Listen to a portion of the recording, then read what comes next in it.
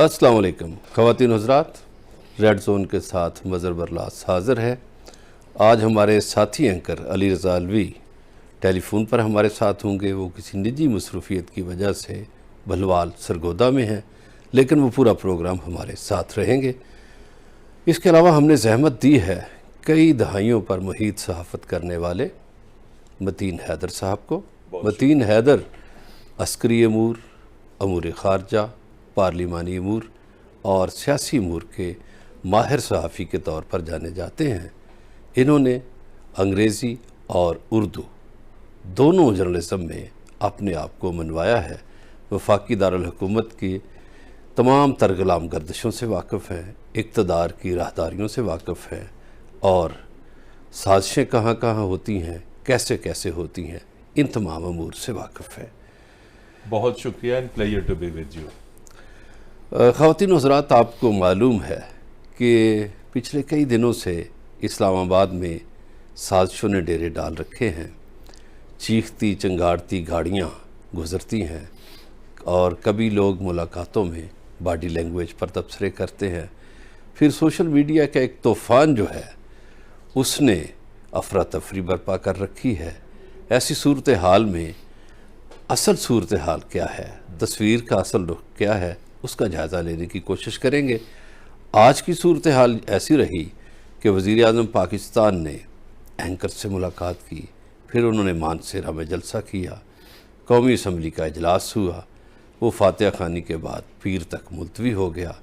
Opposition इस पर अफसरदा भी नज़र आई, मगर अपोजिशन ने कई दावे किए और बुलंदोबाग दावों में आज मरियम नवाज़ की आवाज़ भी शामिल हो गई।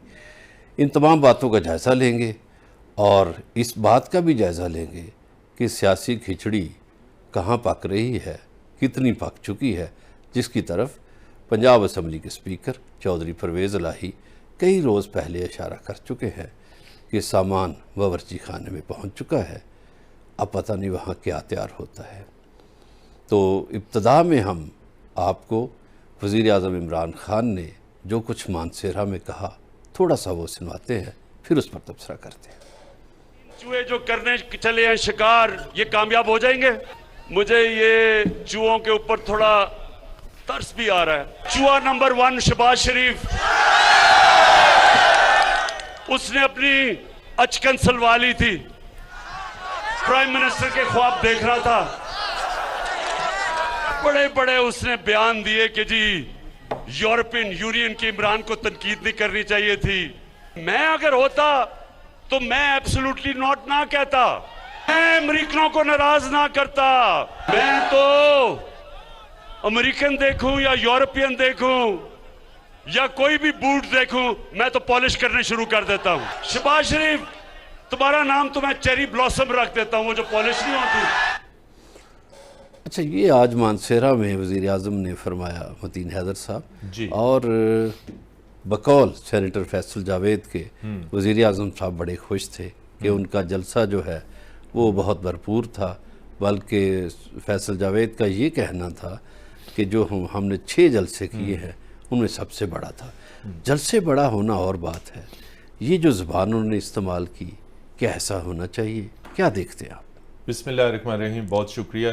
बहुत जिसे कहते हैं आपने एक इंतहाई इस सारी सूरत हाल में से जो मौजू पकड़ा है कि जलसे में अपनी न्यूमेरिकल स्ट्रेंथ दिखाना और चीज़ है और लबो लहजा और ज़बान जो है वो एक डिफरेंट चीज़ है। तो हम तो ये समझ रहे थे कि चाहे 6 जलसे हुए हैं और आगे मज़ीद भी होंगे। अभी देखिए इतवार को भी जलसा होना है इस्लामाबाद में, अमर बिल मारूफ वाला, उसमें क्या लबो लहजा इस्तेमाल करते हैं। लेकिन आज अभी तक जितने लोगों से बात हुई, ये जो ज़ुबान उन्होंने कहा कि 3 चूहे चले हैं और एक चूहा ये है और एक चूहा वो है, ये लबो लहजा, ये अल्फाज का चुनाव, ये कतन एक ऐसे प्राइम मिनिस्टर को जो मुदब्बिर हो, जो अपने आप को स्टेट्समैन कहता हो। हाल ही में आपने देखा कि उन्होंने OIC के वज़ीर ख़ारजा के इजलास में पाकिस्तान की रिप्रेजेंटेशन करते हुए, इस्लामी दुनिया की रिप्रेजेंटेशन करते हुए एक मुदब्बिराना तकरीर की। लेकिन जब वो अपने सियासी हरीफों के साथ निपटते हैं या उनसे गुफ्तगू करते हैं तो बिल्कुल उनका लबो लहजा, उनका अल्फाज का चुनाव बिल्कुल जो है उनके सियासी फिक्र, उनके विजन के मुताबिक कतन नहीं है। इसका कंक्लूजन ये है कि माहौल में, सियासी माहौल में मज़हर बल्लाज साहब तनाव बढ़ गया है। लबो लहजा, अल्फाज, ज़ुबान जो है दोनों तरफ से, अपोजिशन की जानिब से भी और पीटीआई के रहनुमाओं की जानिब से भी। पहले तो हम वज़ीर आज़म के मामनीन की ज़ुबान देखते थे, अब वज़ीर आज़म खुद अपनी हमारे साथ ज़ुबान इंतहाई गंदी हो चुकी है। अलवी साहब, आप ये फरमाइएगा कि कहीं ये गुस्सा जो है सारा जलसों में तो नहीं निकाला जा रहा, नंबर एक। और आपसे दूसरा सवाल ये है कि आप इस वक्त अंदरूनी हिस्से में हैं पंजाब के, वहाँ लोगों के क्या ख्यालात हैं? जी बहुत शुक्रिया नज़र बल्लाज साहब। ये यकीनन जो इजहार स्टाइल है इनका, इजहार बयां का जनाब इमरान खान का, जैसा मतीन हैदर साहब इरशाद फरमा रहे थे, ये बिल्कुल दुरुस्त है कि उनके शायान शान नहीं है। जलसों का स्टाइल जो है ठीक है, वो एक पॉपुलर आदमी है, वो क्राउड पुलर भी हैं। ये तो म्यूजिक के कंसर्ट भी अगर आप करें और किसी अच्छे नामवर म्यूजिशियन को, किसी अच्छे गाने वाले को बुला लें तो लोग बहुत बड़ी तादाद में वहां भी पहुंच जाते हैं और मुफ्त नहीं टिकट खरीद के पहुंच जाते हैं। तो इसका ये मतलब नहीं होता कि वो मौसीकार जो है, वो गुलकार जो है, वो अगर इलेक्शन भी लड़ेगा तो वो बहुत ज्यादा वोट ले जाएगा। अली रजा अलवी साहब, लेकिन एक छोटी सी गुजारिश है कि जब हम अपोजिशन के रहनुमाओं की तरफ देखते हैं तो वहाँ भी कोई फूल नहीं बरस रहे होते, वहाँ भी ऐसी ही ज़ुबान इस्तेमाल हो रही है।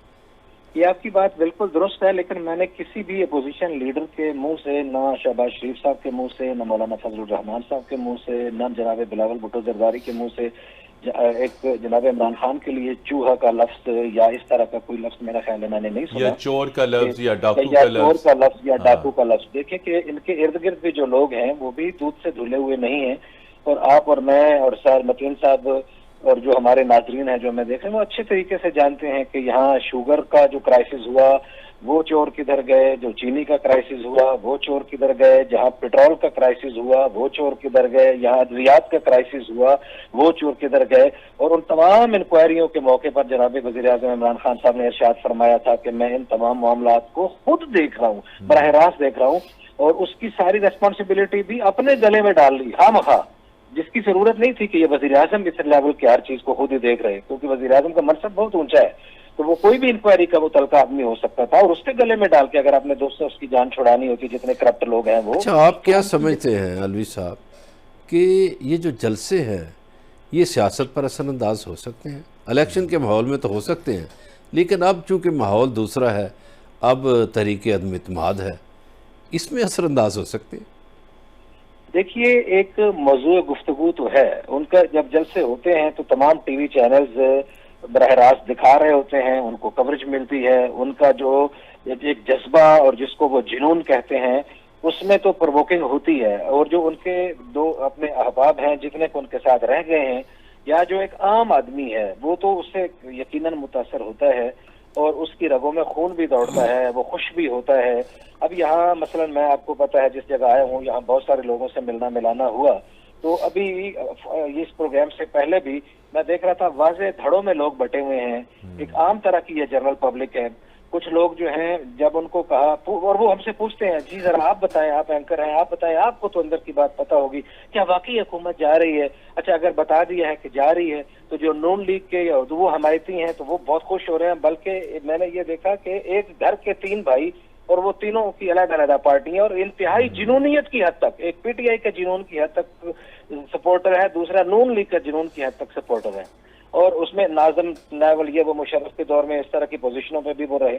तो वो इतने लोग जो हैं इसमें एक यानी घरों में भी कशीदगी है जब मौजू पैदा होता है सियासत का, बिल्कुल, तो ये एक खौफनाक सूरत हाल पैदा हो गई है कि बर्दाश्त का एक जो रवैया था, जो हुस्न था, वो खराब होता चला जा रहा है। बिल्कुल ठीक है अलवी साहब। मतीन हैदर साहब, आप सहाफ़ती मैदान में वसी तजर्बा रखते हैं, आपने मोहतरमा बेनज़ीर भुट्टो के ख़िलाफ़ भी अदम एतमाद की तहरीक दी थी, उसके बाद आपने नफ़े की दहाई में छांगा मांगा का मुजाहरा भी देखा, छांगा मांगा हुआ, और खान और नवाज शरीफ बहुत सी हुकूमतें टूटते बनते देखी। अब जो सूरत हाल है ये कितनी मुख्तलिफ है? मुझे पता है मोहतरमा बेनज़ीर भुट्टो के आप बहुत करीब थे, मोहतरमा बेनज़ीर भुट्टो आपके घर भी तशरीफ़ ले गई थी, उनके ख़िलाफ़ जब अदम एतमाद हुई थी तो इस्टेब्लिशमेंट भी उनके ख़िलाफ़ थी, ईवान सदर भी उनके ख़िलाफ़ था, और वो 7 वोट तोड़ने में कामयाब भी हो गई थी जी, और उनकी अपोजिशन भी उस वक्त बहुत स्ट्रॉन्ग थी। और क्या बेनज़ीर भुट्टो की जो सूरत हाल थी और इमरान खान की सूरत हाल है, इनमें कोई मुमासलत ढूंढ सकते हैं आप या नहीं? जी, बहुत शुक्रिया मज़हर बल्लाज साहब। पहले तो मैं कहूँगा कि बेनज़ीर भुट्टो एक हकीकी मानों में एक पॉपुलर अवामी लीडर थी, हकीकी मानों में एक पॉपुलर अवामी लीडर थी। इस्टेब्लिशमेंट की सपोर्ट से कभी भी पावर में नहीं आई। यही उनका एक जिसे कहते हैं उनकी खासियत और उनकी जो पॉलिटिकल वैल्यूज़ में एक चीज़ थी कि Peoples Party always remain an anti opposition party. Khan साहब की अगर हम बात करें तो बात हम खुल के करेंगे कि जब वज़ीर आज़म मतीन हैदर साहब, हमारी गुफ्तगू जारी है, ब्रेक का वक्त हो गया है, मुख्तसर सा वक्फा, वक्फे के बाद हाजिर होते हैं।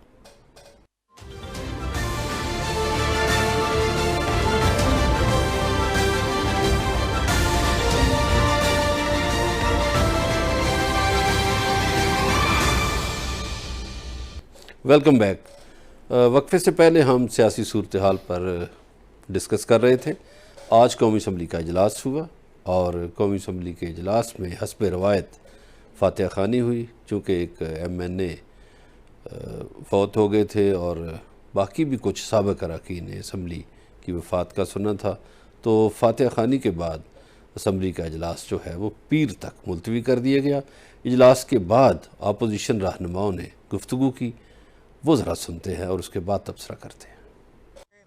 इमरान न्याजी के साथ मिलकर साजिश की और इस तरह आर्टिकल 6 के वो मुर्तकब हुए हैं स्पीकर। मैंने बहुत कहा कि मेरा माइक खोलें और वो उठ कर चले गए। मैं उनको मतनबे करता हूँ, वार्निंग देता हूँ कि अगर पीर के रोज़ उन्होंने इस तरह की हरकत की तो फिर हमसे फिर कोई ना पूछे।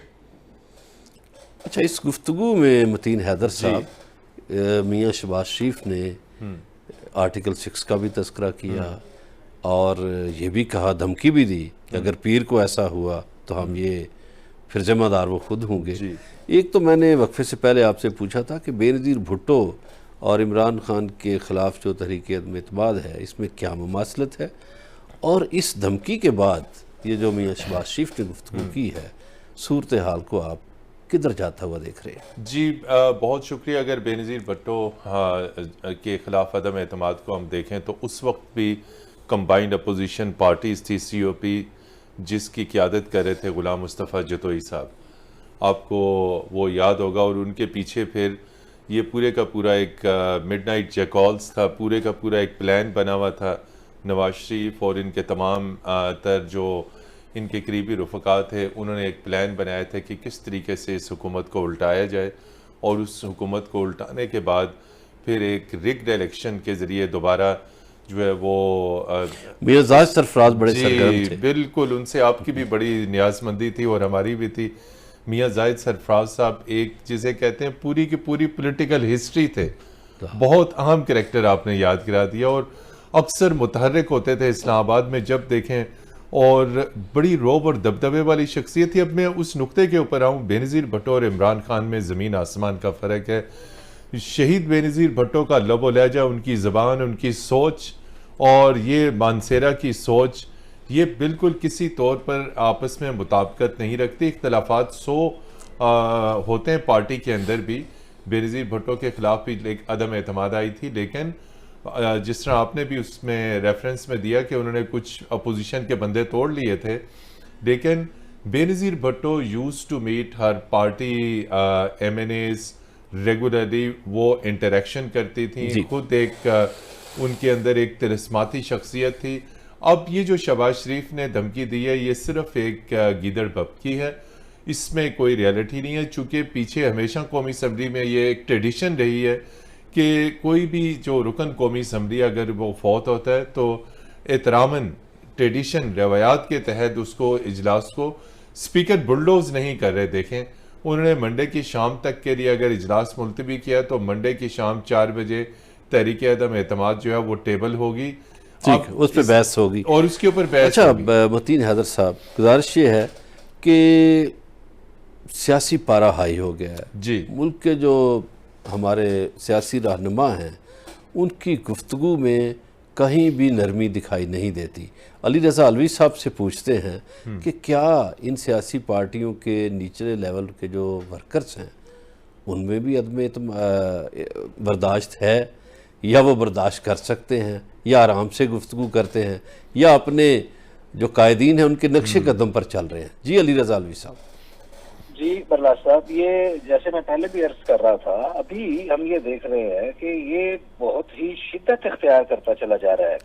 निचले लेवल का जो कारकुन है उसने तो सियासत को एक मजहब, एक इबादत बना लिया है, और वो इतने कमिटेड हैं अपने इस काज के साथ और अपने लीडर के साथ कि वो उसके खिलाफ बात सुनना बर्दाश्त ही नहीं कर रहे।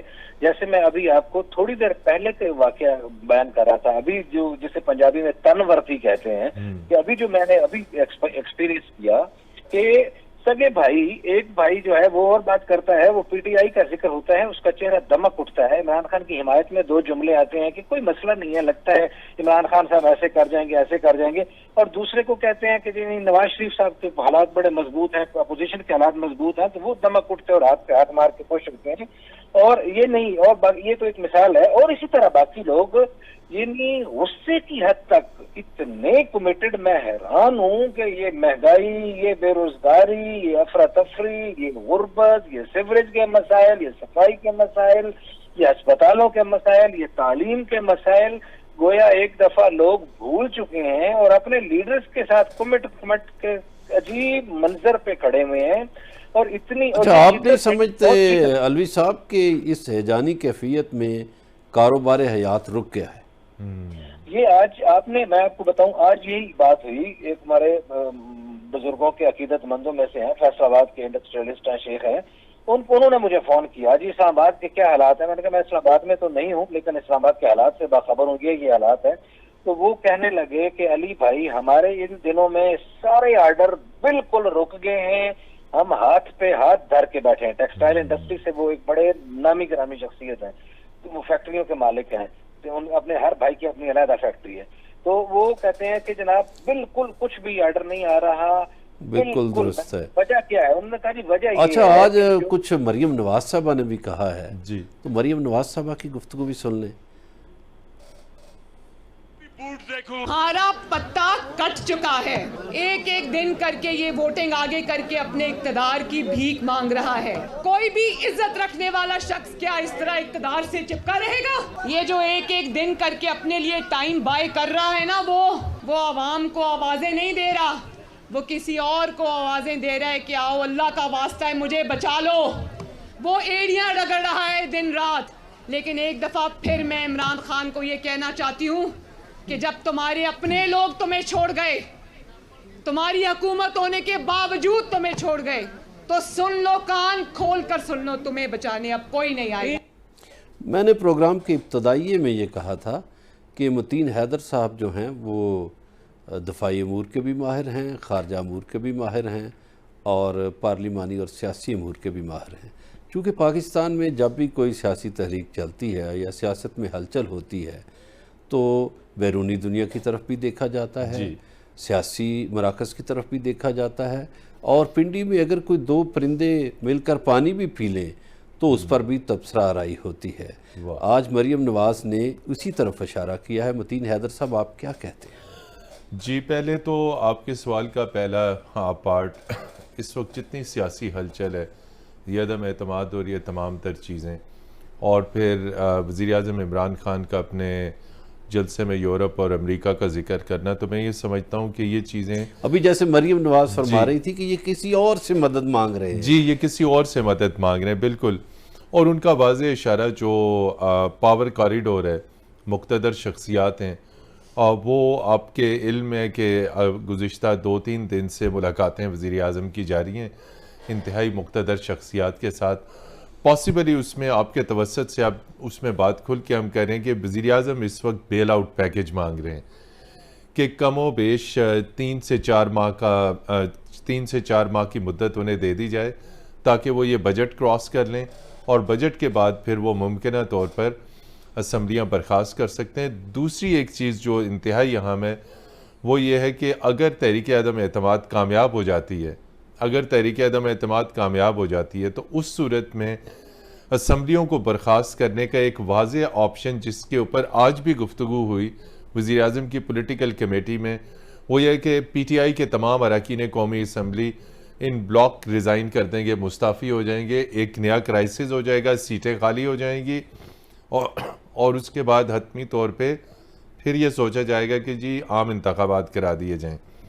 तो फ़िलहाल वो मुक़्तदर शख्सियात से 4 से 5 माह सर्वाइवल का पैकेज मांग रहे हैं, लेकिन उसके अंदर ये भी बात हुई है कि अगर उन्हें ये सर्वाइवल और ये 6 माह का या 4 माह का पैकेज मिल जाता है, लेकिन तख्त लाहौर उन्हें कुर्बान करना पड़ेगा, चूँकि मुक़्तदर शख्सियात उस्मान बुज़दार की परफॉर्मेंस के ऊपर कतन किसी भी एतबार से खुश नहीं है। अच्छा, बात सियासी अकाबरीन का ये कहना है कि अदम एतमाद कामयाब हो या नाकाम, जी दोनों सूरतों में अनारकी है। अली रज़ा अलवी साहब से पूछते हैं कि लोग ऐसा क्यों समझते हैं। जी अलवी साहब। जी मज़हर बरलास साहब, ये बिल्कुल लोग ऐसा इसलिए समझ रहे हैं कि जो एक लबो लहजे में शाइस्ती थी वो तो नापैद हो गई और किसी तरफ से भी नहीं है।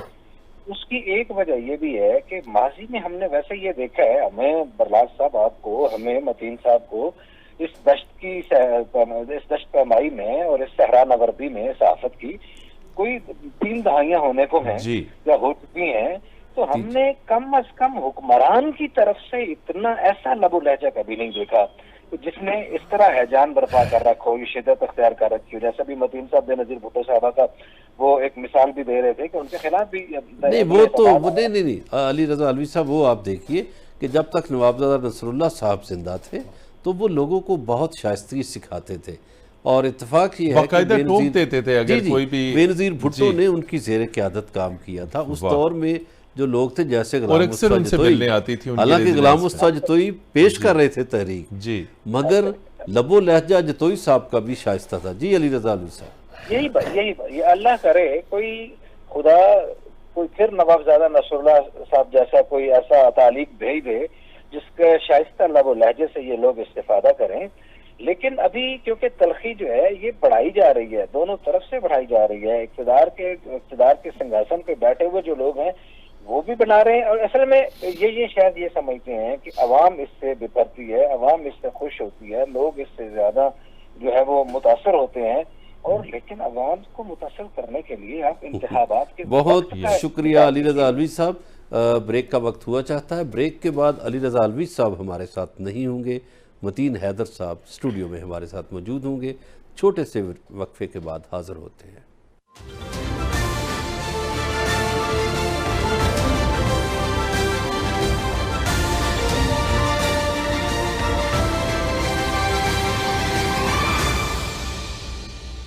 जी, वक्फे से पहले हम अदम बर्दाश्त की सियासत पे बात कर रहे थे। मतीन हैदर साहब, ये सियासत हमारी अगली नस्ल को कहाँ ले जाएगी? ये देखिए, इस पे बड़े दिनों से ये गुफ्तगू हो रही है कि ये जो ज़ुबान, ये जो लबो लहजा PTI के जलसों में, जो अपोजिशन के जलसों में, जो प्रेस कॉन्फ्रेंसों में, जो मीडिया इंटरव्यूज़ में, इसका यंगर जनरेशन के ऊपर बहुत गहरा असर पड़ रहा है। और ये सवाल कि ये हमारी यंगर जनरेशन को आगे कहाँ ले जाएगा, मायूसी की तरफ, अंधेरे की तरफ और अदम बर्दाश्त की तरफ। अभी आप देखिए कि पिछले दिनों मरीम नवाज साहबा खुद मजम्मत कर रही थी कि मजाक नहीं उड़ाना चाहिए। आज उन्होंने खुद कह दिया जी कि कहाँ पे टांग जाती हैं। जी, ये देखिए, ये चीज़ें जो हैं किसी की तस्दीक करना, किसी का पब्लिकली, चाहे कोई भी पॉलिटिशियन है, अक्सर तो हमारी सियासत के अंदर जो है वो ये एक ट्रेंड बन चुका है कि दूसरे की आप जो है वो तनकीद करें, उसका मजाक उड़ाएं। अब जो लबो लहजा आज मानसरे में इमरान खान साहब ने इस्तेमाल किया, तो आप तवक्को रखते हैं कि जिन लोगों के बारे में उन्होंने ये लबो लहजा इख्तियार किया, वो अपने जलसों में इनके बारे में क्या टाइटल्स इस्तेमाल करेंगे। जो बच्चे इस वक्त स्कूल और कॉलेज और जामियात में, और या जो जनरेशन इस वक्त यंग है, वो ये कह रही है कि हमारी ये पॉलिटिकल लीडरशिप हमें क्या मैसेज दे रही है। ज़ाहिर है, तो बिल्कुल आपने ये कहा कि ये जवाब बर्दाश्त की तरफ बढ़ रहा है, मतीन हैदर साहब, कंफ्यूजन की तरफ, डिप्रेशन की तरफ, सोसाइटी का जवाब पत्थर से आएगा। जी, आज शाह महमूद कुरैशी साहब ने भी कुछ गुफ्तगू की है कि अदम एतमाद को वो किस तरह नाकाम बनाएंगे। ज़रा उनसे सुन लीजिए, उन्हीं की ज़ुबानी क्या फरमा रहे हैं मखदूम शाह महमूद कुरैशी। कि हम इस अदम एतमाद की तहरीक से भाग जाएंगे, ये गलत फहमी है। नहीं, हम इसका जमहूरी, आईनी और सियासी तरीके से मुकाबला करने का इरादा रखें।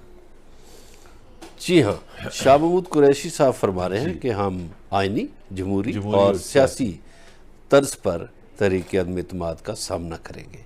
आप क्या कहते हैं?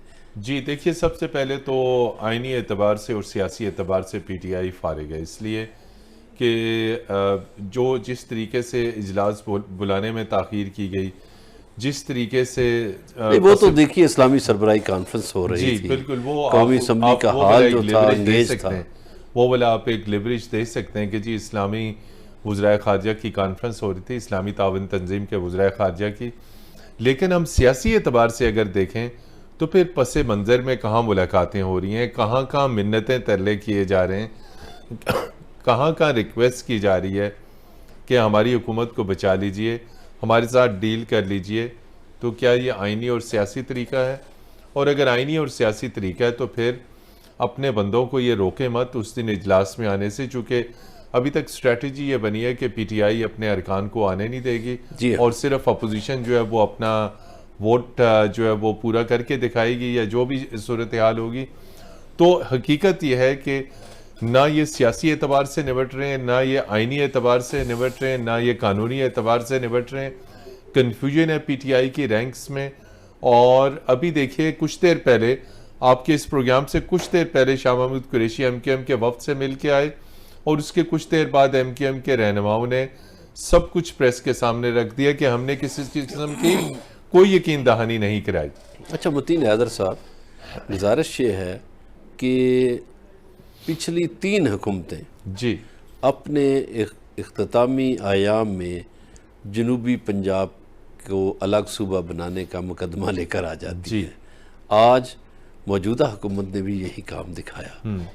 तो ये मुकदमा जो है ये कोई सियासी चाल है? ये एक सियासी चाल है, चूँकि उस अवाम के आपके सामने के साउथ पंजाब में एक बहुत बड़ी आबादी का एक तनासब वहाँ पे मौजूद है और उसमें मुख्तलिफ पार्टीज़ के लोग हैं। पीटीआई भी दावा करती है कि साउथ पंजाब में उसकी ग्रिप है, मुस्लिम लीग नून दावा करती है कि उसकी ग्रिप है, पीपल्स पार्टी का वहाँ पे बहुत मजबूत नेटवर्क है। लेकिन इस मौके के ऊपर वो जनूबी पंजाब का बिल और मसवदा बिल जाके स्पीकर की खिदमत में पेश करना, ये एक सियासी चाल है और एक ये वो सियासी चाल है कि साउथ पंजाब के अवाम की हमदर्दियाँ हासिल की जाएँ। अब जंग जो है, सियासी जंग, अब वो मैदानों में होगी, चूँकि पार्लियामेंट से जंग निकल के बाहर जा चुकी है। अब डी चौक पे होगी, अब 27 मार्च की रैलीज में होगी। अब वो मौलाना फजल रहमान अपनी रैली से खिताब करेंगे, वो जवाब देंगे। अब ये जवाब और अच्छा, ये तो हो गए जलसे जुलूस। जी, एक खिचड़ी पक रही है। कभी ये जो इत्तेहादी हैं ये भी अभी खुद खुलकर कोई फैसला नहीं सुना रहे, सामने और मुलाकातों पे मुलाकातें हो रही हैं, कोई इससे मिल रहा है, कोई उससे मिल रहा है। तो मुलाकातों का सिलसिला इस्लामाबाद में दिन भर जारी रहता है और लोग शाम के बाद भी आराम से नहीं बैठते, फिर भी मुलाकातों का सिलसिला लेकिन उसका कोई आउटकम नहीं। ये खिचड़ी क्या पक रही है? ये जो शब देग है ये कब उतरेगी? ये शब देग मजर बल्ला साहब, अभी ये शब देग पकती रहेगी, चूँकि एमकेएम और पीपल्स पार्टी के दरमियान भी जो एग्रीमेंट है वो एन वोटिंग से एक दिन पहले ऐलान हो जाएगा। काफ लीग के साथ शाह महमूद कुरैशी अब कल मुलाकात करने जा रहे हैं। आपकी बात सही है कि एक खिचड़ी लाहौर में कल पकेगी और काफ लीग और एमकेएम अभी तक अपने कार्ड खुल के सामने नहीं ला रहे कि आया वो हुकूमत के साथ होंगे या अपोजिशन के साथ होंगे।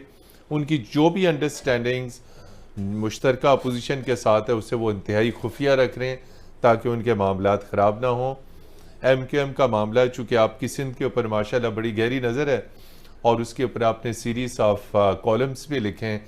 एमकेएम की कमज़ोरी कराची है, कराची के ऊपर वो अपना इक़्तिदार, अपनी ग्रिप, अपने वो मामलात वो पीपल्स पार्टी के साथ मिलके किसी सूरत में भी तख्ते कराची को नहीं छोड़ सकते।